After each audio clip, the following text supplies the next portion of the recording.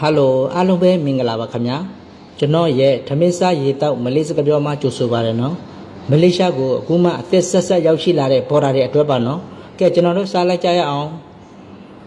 စပူလိုဆိုတာ30နော်စပူလိုဆိုတာ30ဆာတူရာတုစ်ဆိုတာ100နော်ဆာတူရာတုစ်သို့မဟုတ်ဆရာတုစ်လို့လည်းပြောလို့ရပါတယ်နော်ဆရာတုစ်လည်း100ပဲဆာတူရာတုစ်သို့မဟုတ်ဆရာတုစ်100နော်ဟုတ်ပြီနောက်တစ်ခုကကြတော့ဆာတူရီဘူးဆိုတာ1000ဆာတူရီဘူးကိုနောက်ထပ်စရီဘူးလို့လည်းခေါ်လို့ရပါတယ်နော်စရီဘူးသို့မဟုတ်ဆာတူရီဘူး1000ပါပဲနော်ဟုတ်ပြီစပူလိုရီဘူး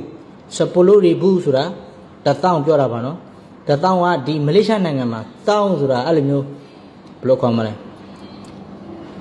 1010ခါပေါ့10000ပေါ့10001000စပူလိုဆိုတာ10ရီဘူးဆိုတာ1000ဆိုတော့10000ဆိုတာ1000ပြောတာပါနော်စပူလိုရီဘူးနော်စပူလိုရီဘူးဆိုတာ1000ပါနော်ဟုတ်ပြီဆာတူရာတုစ်ရီဘူးသို့မဟုတ်ဆရာတုစ်ရီဘူး1000ပြောတာပါနော်1000ပြောတာပါနော်ဆိုတော့ထောင်ကနန်းကိုအခါ100ဆိုတော့100,000ဆိုတော့1000လို့ပြောတာပါနော်ဆာတူရာတုစ်ရီဘူးသို့မဟုတ်ဆရာတုစ်ရီဘူး1000နော်ဟုတ်ပြီဆာတူဂျူတာဆိုတာ1000ပြောတာပါနော်200ဆိုရင်ရော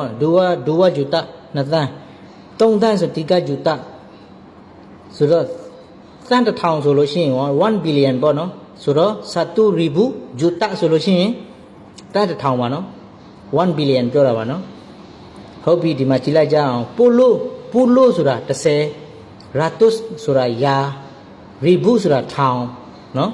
ပူလိုရာတုစ်ရီဘူး10 1000ပေါ့နော်ဟုတ်ကဲ့အားလုံးကျေးဇူးတင်ပါတယ်